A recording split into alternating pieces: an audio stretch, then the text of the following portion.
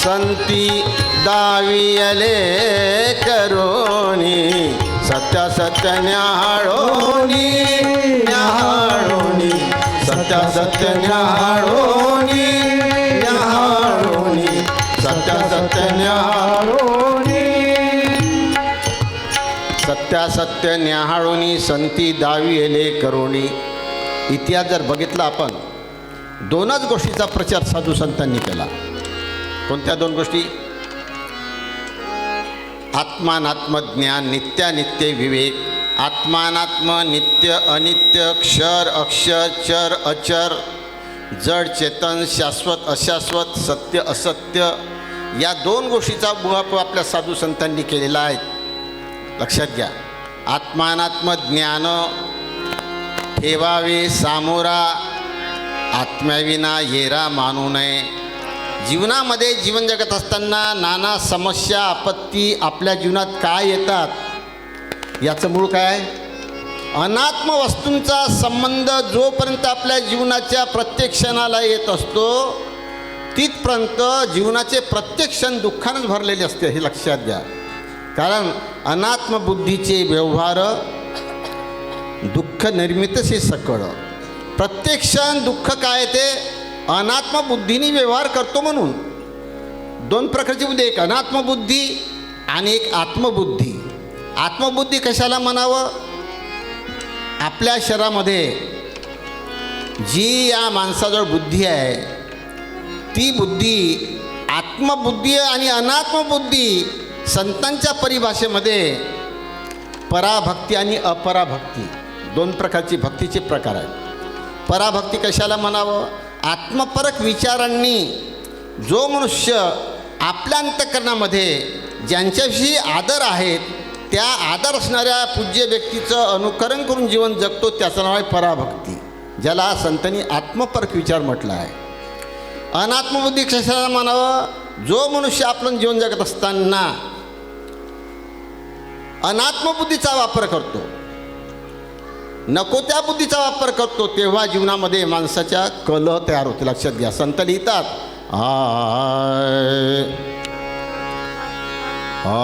अर्थशून्य भासे मजहा कलह इल्पनेचा. अर्थशून्य भासे मजहा कलह जीवनाचा.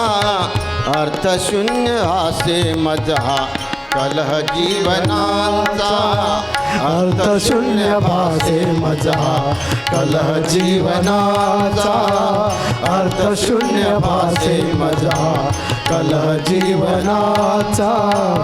अर्थशून्य भासे मजहा कलह जीवनाचा. धर्म न्याय नीती सारा खेळ कल्पनेचा.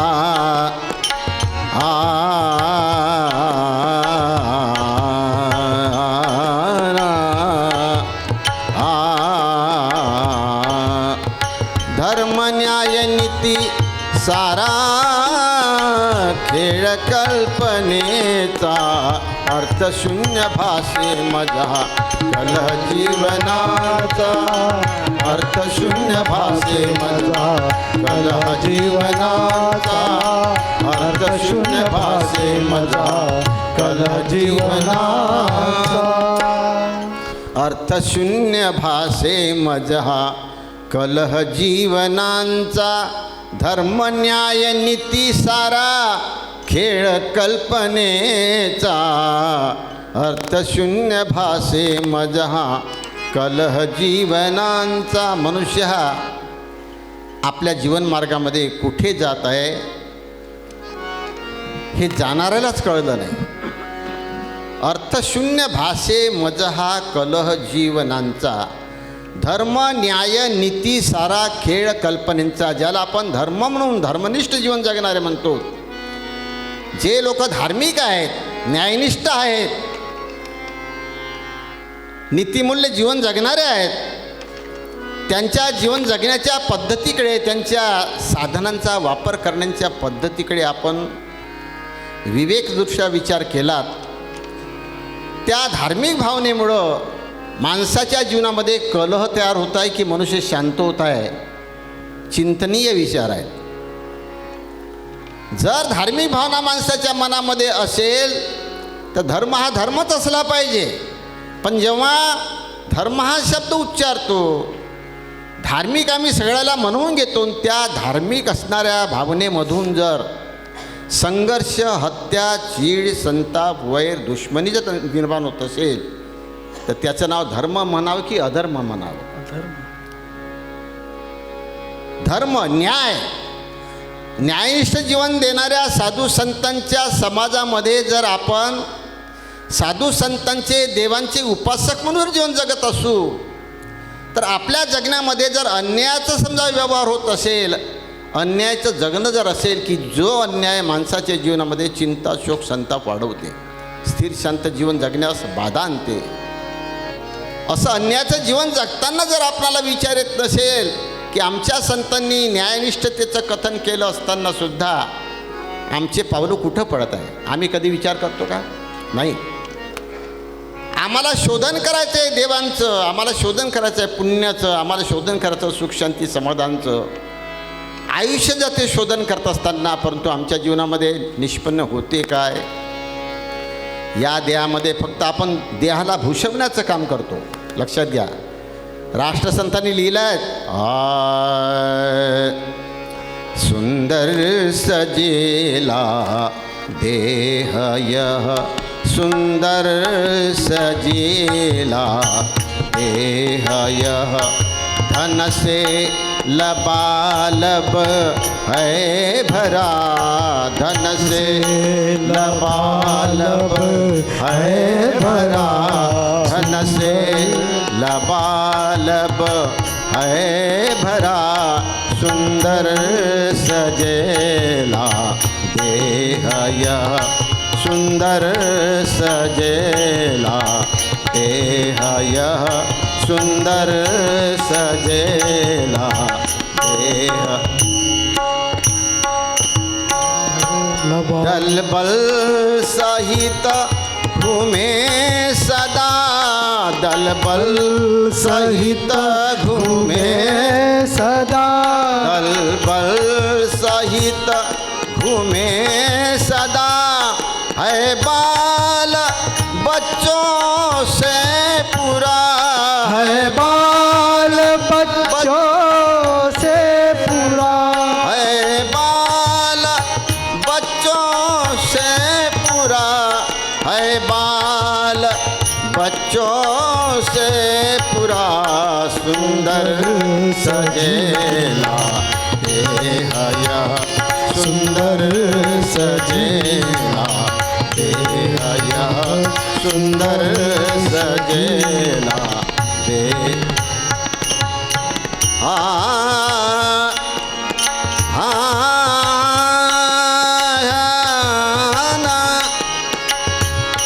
फिर भी क्या करे विद्या नहीं, फिर भी क्या करे विद्या नहीं, ना विनय है ना ज्ञान है, ना विनय है ना ज्ञान है, ना विनय है ना ज्ञान है, बिन वृक्ष के पर्वत सरीखा, बिन वृक्ष के पर्वत सरीखा, भासता शैतान है, भासता शैतान है, भासता शैतान है, सुंदर सजेला देह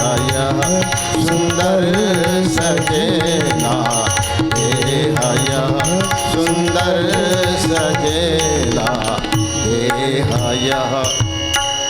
राष्ट्रसंतांनी आपल्या उपासकांना प्रश्न केला आहे, सुंदर सजेला देह यह, धन से लबालब है भरा, सुंदर सजेला देह यह, दल बज सहित घूमे सदा, दल बज सहित घूमे सदा, है बाल बच्चों से भरा. राष्ट्रसंत लिहितात एवढा मोठा नरदेह प्रत्येकाला लाभलेला आहे आणि तो नरदेह सुंदर आहे. सुंदर सजेला देह यह धन से लबालब है भरा. धन आहे, गुण आहे, मान आहे, पद प्रतिष्ठा आहे, सुशिक्षित लोक आहो आपण. मी काल परवा एका बैठकीमध्ये म्हटलं आहे, सुशिक्षित जर आपण लोक आहो, आपल्या समाजामध्ये जे अनुचित प्रकार घडत आहेत, अत्याचार आहे, भ्रष्टाचार आहे, बलात्कार आहे, संघर्ष आहे, वैर आहे, कोर्ट कचेऱ्या आहे, हेवे दावे आहे, मजा मस्करी आहे, शोषण आहे, भक्षण आहे, हे सगळे प्रकार सुशिक्षित लोक करत आहे की अशिक्षित करत आहे. आपण आपल्या अंतर्मनाला विचारलं पाहिजे, आम्ही कोणते प्रकार या समाजामध्ये जीवन जगत असताना करत आहोत. सुशिक्षित होत असताना, धार्मिक होत असताना, गायन कलादी विद्या असताना, साऱ्या प्रकारचं विद्यार्जन आपण करत असताना सुद्धा त्या विद्येचा उपयोग जर आपण शोषणासाठी करत असू, भक्षणासाठी करत असू, अत्याचार भ्रष्टाचारासाठी करत असू, मित्र हो, आपण काय करत आहो याचा पत्ता कुणालाही लागणार नाही. दिवा लावा हृदयस्थानी, दिवा लावा हृदयस्थानी, दिवा लावा हृदयस्थानी, दिवा लावा हृदयस्थानी, दिवा लावा हृदयस्थानी, दिवा लावा हृदयस्थानी. महाज्ञाने निरखोनी, महाज्ञाने निरखोनी, महाज्ञाने निरखोनी, महाज्ञाने निरखोनी.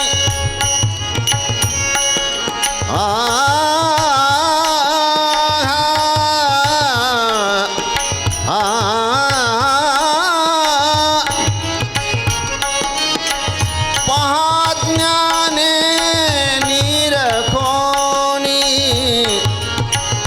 महाज्ञाने निरखोनी, निरखोनी. दिवा लावा हृदयस्थानी, दिवा लावा हृदयस्थानी, दिवा लावा हृदयस्थानी. राष्ट्रसंतांच्या आपल्या गाथेमध्ये पहा, दिवा लावा हृदयस्थानी, पहा ज्ञाने निरखोनी. संतांनी दिलेल्या ज्ञानांच्या दृष्टींनी आपण जर आपलं अंतर्मन निरखून पाहिलं तर आपल्या हृदयस्थानामधून कोणत्या प्रकारचा उगम होत आहे की ज्या उगमाने माणसाचं जीवन चिंताग्रस्त झालेलं आहे, भयग्रस्त झालेलं आहे. निर्भय मन नाही, विवंचनेत सारं जीवन चाललं. पैसा भरपूर आहे, शरीर चांगलं आहे, धनमान पद प्रतिष्ठा आहे, मुलाबाळांची साथ आहे, पण कुठे चाललो कुठे आपण. म्हणून याचं कारणच एक आहे, वस्तू नो हे प्रिय, प्रिय आहे अर्थ, वस्तू नो हे प्रिय, प्रिय आहे अर्थ, जानावे गुह्यार्थ विवेकाने. वस्तू नो हे प्रिय, ज्या वस्तूच्या प्राप्तीसाठी जे मनुष्याला प्राप्त करायचं आहे ते प्राप्तव्य वस्तू कुठे आहे आपण शोध घेतो का. संतांनी 4 गोष्टीकडे लक्ष वेधलं भाविक लोकांचं, सज्जन लोकांचं. एक ज्ञातव्य, दुसरं प्राप्तव्य, तिसरं कर्तव्य आणि चौथं गंतव्य. 4 गोष्टी कधी आपण विचारात घेतल्या का. पूजापाठ करताना, भजन पूजन करताना, व्रतवैकल्य करताना, ध्यान प्रार्थना करताना, हरिपाठ करताना, संध्यापाठ करताना, नाना देवी देवतेचं पूजन करताना, नाना प्रकारचे उपक्रम आपण राबवतो ते करताना या 4 गोष्टी कोणीही लक्षात घेतल्या नाही. संतांना काय अभिप्रेत होतं? ज्ञातव्य म्हणजे आपल्या जीवनामध्ये कोणत्या ज्ञानाची गरज आहे. कौटुंबिक किंवा व्यक्तिगत जर जीवन जगायचं असेल, संतांचा आग्रह नाही भजनच म्हणा, टाळच कुटा, देवधर्मच म्हणा, व्रतवैकल्यच करा, देवळातच जा, आग्रह नाही आहे. खेती बारी चाकरी करो सदा मन लाय, असली पूजा तो सत्कर्म है जो सबको सुखदाय. सत्कर्म करण्याची प्रवृत्ती ज्या माणसाच्या अंतःकरणामध्ये प्रत्येक क्षेत्रामध्ये होत असेल, क्षेत्र कोणते असो, निंदन करणारी बाई असो, डवरण हाकलणारा माणूस असो, व्यापार करणारा दुकानदार असो, सर्व्हिस करणारा कर्मचारी असो, राजकारण करणारा राजकारणी असो, समाजसेवा करणारा समाजसेविक असो, कोणत्या क्षेत्रामध्ये कोणतं काम करताय हा प्रश्न महत्त्वाचाच नाही आहे. प्रत्येक क्षेत्रामध्ये जेव्हा आपण कार्यरत राहतो त्या क्षेत्रामध्ये आपणाला प्राप्त काय करायचं आहे हे महत्त्वाचं आहे. ज्ञातव्य याचा अर्थ असा आहे की तुम्हाला ज्ञान कशाचं घ्यायचं आहे. ज्ञान म्हणजे काय? सोपी व्याख्या आहे. ज्ञान म्हणजे जाणणे, अज्ञान म्हणजे नेणणे, आणि एकाचे एक दुखणे, विपरीत ज्ञान म्हणे तया. ज्ञान, अज्ञान आणि विपरीत ज्ञान मी नेहमीच उदाहरण देतो. मला काही माहीत नाही, उदाहरणासाठी घेऊन राहिलो. वादी, संवादी आणि विवादी स्वर. जाणकार लोक आहेत तुम्ही. वादी कशाला म्हणावं? रागाचा मुख्य स्वर. जो राग दर्शवतो तो. संवादी कशाला म्हणावं? दर्शवणाऱ्या स्वराला मदत करतो तो. आणि विवादी कशाला म्हणावं? विवाद करतो. हां, हे नाही ते नाही, मोडमाड करतो. विवाद. तर आपलं जीवन आहे विवादित, संवादी नाही. संवादे साधत तुटे वाद हा, संवाद तेथे करावा नाही. संवाद साधण्यासाठी शब्द वापरला पाहिजे, लक्षात घ्या. विवाद साधण्यासाठी नाही. पण आपण जीवन जगत असताना जे आपणाला प्राप्त करायचं आहे त्या प्राप्तीसाठी माणसाने अगोदर विचार केला पाहिजे. प्रत्येक जीवांनी. आम्ही ज्या क्षेत्रामध्ये काम करतो, एक एक शब्द लक्षात घ्या. कीर्तन प्रवचन म्हणजे नुसतं साधू होण्यासाठी, संत होण्यासाठी, घरदार सोडण्यासाठी नाही आहे. कीर्तन उत्सव प्रवचनाचा वेळच विषयच असा आहे ती या प्रचारांच्या माध्यमातून, संतांच्या साहित्यांच्या सिद्धांतिक ज्ञानांच्या माध्यमातून मी कुठे आहो, मला काय करायचं आहे, ते करण्यासाठी मला कोणत्या साधनाची गरज आहे. आपण ज्या ज्या क्षेत्रात आहेत त्या त्या क्षेत्रामध्ये प्रत्येकाने शोधलं पाहिजे की मला आता व्यक्तिगत जीवन जगायचं आहे, कौटुंबिक जीवन जगायचं आहे. संतांनी सगळ्या क्षेत्राचं आपला प्रबोधन दिलं आहे. व्यक्तिगत आणि कौटुंबिक जीवन जगत असताना ज्ञानाचे जे 3 प्रकार आहे त्या 3 प्रकारापैकी पहिला प्रकार वापरला पाहिजे. कोणता? प्रत्यक्ष ज्ञान. दुसरा प्रकार आहे परोक्ष ज्ञान आणि तिसरा प्रकार आहे अपरोक्ष ज्ञान. प्रत्यक्ष ज्ञानाचा वापर कुठे केला पाहिजे? व्यक्तिगत आणि कौटुंबिक जीवन जगत असताना प्रत्यक्ष ज्ञानाचा वापर केला पाहिजे. लक्षात घ्या, अपरोक्ष ज्ञानाचा नाही. कुठचं कुठे लावू नये. कर्मट अंधानु करणी बुद्धी त्यास नको ब्रह्मज्ञान आदी, शुद्धता अंतर्मुखता साधी लागेना अवधी मग तया. कौटुंबिक जीवन जगत असताना, व्यक्तिगत जीवनात जगत असताना प्रत्यक्ष ज्ञानांचा वापर केला पाहिजे. ज्ञानाचा वापर चुकला की मनुष्य अयशस्वी झाला. लोक मला म्हणतात, लोक तर धार्मिक खूप आहे जी, कितीतरी मंदिर आहे, कितीतरी तीर्थक्षेत्र आहे, कितीतरी भजन पूजन चालणे, किती व्रतवैकल्य चालले. प्रत्येक आठवड्याला आपण पाहतो व्रतच व्रत आहे, उपासच उपास आहे, भजन पूजन आहे. काय फायदा? मला विचार, काय फायदा? मी म्हणतो नेहमी, बाबा कसंही बोलू नये, उचलले जीभ लावली टाळूला म्हणू नये. काय फायदा हा शब्द चुकीचा आहे, लक्षात घ्या. फायदा काय नाही हे विचारा.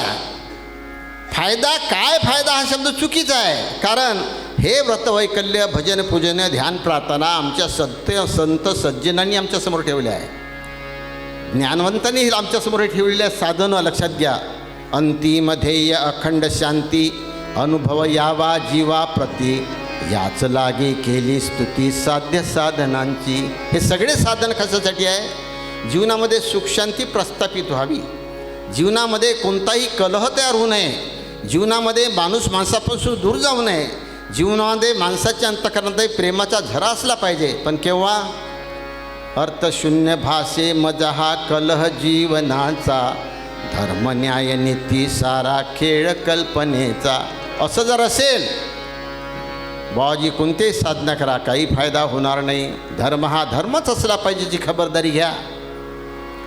धर्म म्हणून घेणाऱ्या लोकांनी मंदिरात असा की शेतात असा, दुकानात असा की ऑफिसमध्ये असा, आपल्या हातून जे आपण कर्तृत्व करतो त्यामध्ये अधर्म येताच कामा नये. अधर्म जर आलाच नाही तर कलह होणारच नाही, कलहच नाही तर जीवन अशांततेनं भरणारच नाही. लक्षात घ्या.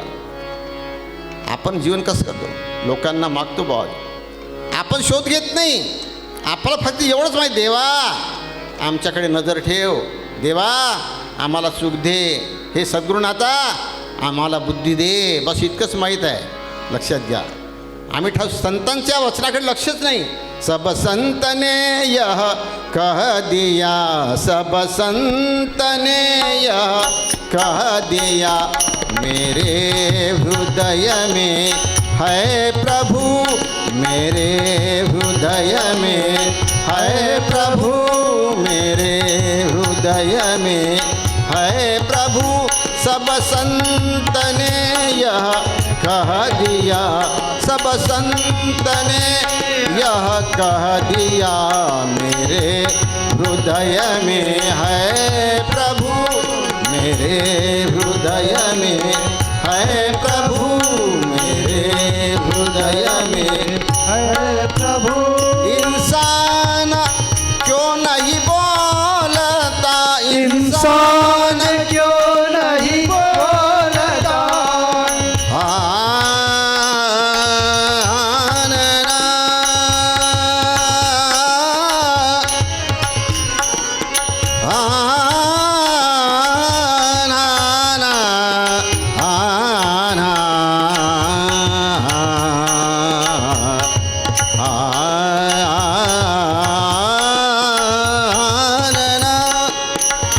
इंसान क्यों नहीं बोलता, हम भी भूलेंगे नहीं कभू, हम भी भूलेंगे ना कभू, हम भी भूलेंगे ना कभू.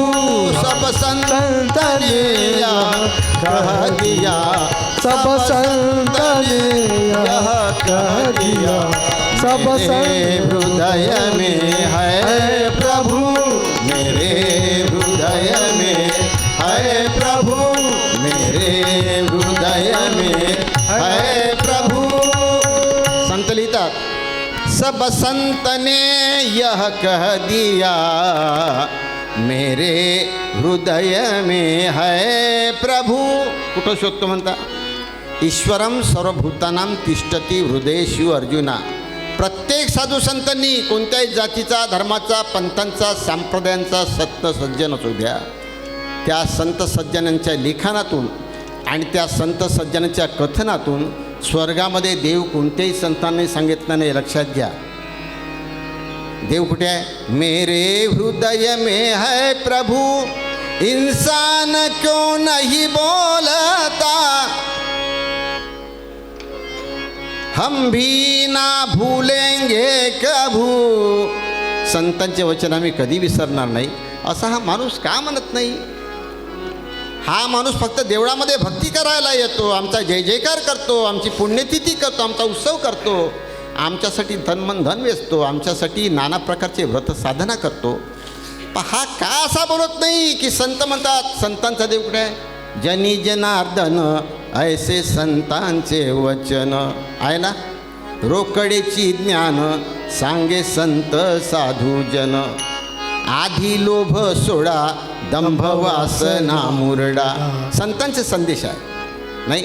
तुकड्या दास म्हणे एकची साथ, माझा सद्गुरुनाथ. कोण साथीला आहे? लक्षात घ्या. म्हणून प्रत्येक माणसाने शोधन केलं पाहिजे की आपल्याला कोणतं ज्ञान करून घ्यायचं आहे.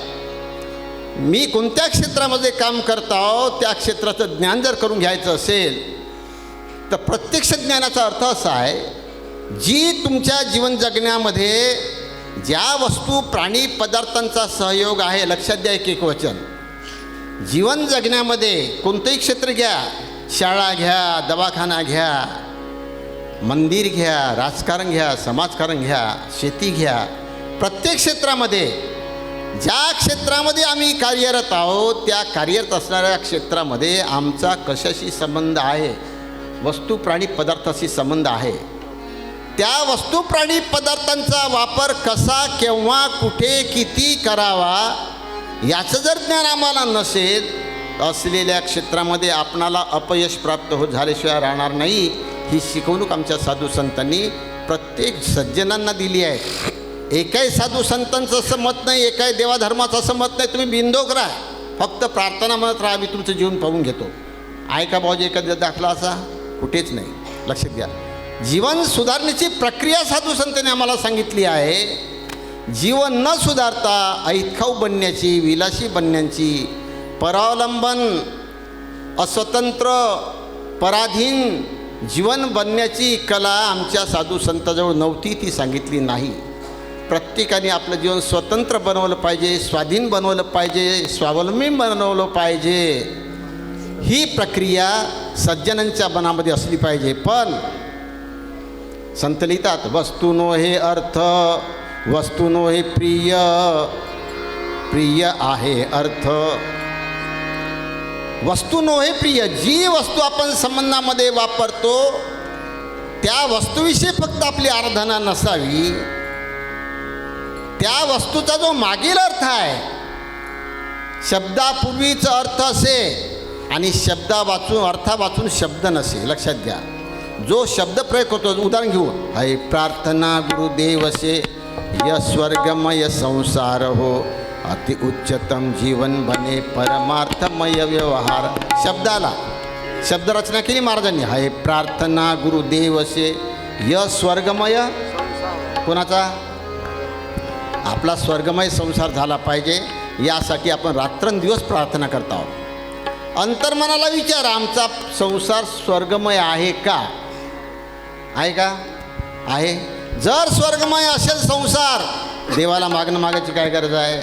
सरकारला अर्ज करायची काय गरज आहे? योजना निघू द्या ना, अर्ज किती जाते, तर नोकऱ्या निघू द्या ना, 110 नोकऱ्या राहते ना, 11,000 अर्ज जाते. काय शिकत काय आपण? लक्षात घ्या, स्वावलंबी कधी बनायचं. म्हणून प्रत्येक जीवांनी शब्दोच्चार करताना आपण जो शब्दोच्चार करतो त्या प्रकारे आपला आचार आहेत का, आचारानुसार विचाराची उपज होत आहेत का. सत्संग कशासाठी आहे बाबा? सत्संगाचं काम कोणतं आहे? सत्संगामध्ये काय प्राप्त होते? सत्संगामध्ये सत्संग परम लाभम, विचारम परम ज्ञानम, संतोष परम धनम, समस्य परम सुखम. सुख कुठे आहे? 3 गोष्टी शोधावं लागते. सत्संग परम लाभम, जीवनामध्ये जर लाभ उठवायचा असेल, तोटा जर करायचा नसेल, जीवनामध्ये असंतोष, अशांती, अस्थिरता प्रस्थापित करायची नसेल, तर सत्संग हे एक साधन आहे. तिथे लाभ आहे. पण केव्हा? सत्संग परम लाभम, विचारम परम ज्ञानम. सत्संगतीमध्ये विचाराचा उदय होतो आणि विचारातून ज्ञानाचा लाभ होतो. अविचारी माणसाला ज्ञानाचा लाभ होत नाही. लक्षात घ्या. म्हणून सत्संगामध्ये आपल्या हृदयामध्ये असणारा विवेक जागा करावा लागते. आणि जाणावे गुह्यार्थ विवेकाने. तर ज्ञानतव्याचा अर्थ असा आहे, व्यक्तिगत कौटुंबिक जीवन जगत असताना प्रत्यक्ष जे ज्ञान आहे, प्रत्यक्ष कशाला म्हणावं? तबला वादक आहे, हार्मोनियम वादक आहे, प्रत्यक्ष आहे. याचं जे ज्ञान आहे ते ज्ञान, त्याचा प्रत्यक्ष डोळा आहे, प्रत्यक्ष पाहतो, कान आहे, प्रत्यक्ष ऐकतो, तोंड आहे, प्रत्यक्ष बोलतो, हात आहे, प्रत्यक्ष काम करतो. हे प्रत्यक्ष ज्ञान असायला हवं. हाताने काय करावं? खड्ड्यातही ढकलता येते आणि खड्ड्यात पडणाऱ्याला उचलूनही घेता येते. कोणतं काम करावं? संतांनी काय शिकवलं? खड्ड्यात पाडणं शिकवलं की खड्ड्यातून उचलणं शिकवलं? संतांनी जीवन जगत असून दुसऱ्याला सहारा द्यायचं शिकवलं की दुसऱ्या सहारा हिसकून घ्यायचं शिकवलं? संतांनी दुसऱ्याचं रक्षण करायचं शिकवलं की भक्षण करायचं शिकवलं? काय करतो आपण? करत काय आहो? शिकलो का आपण?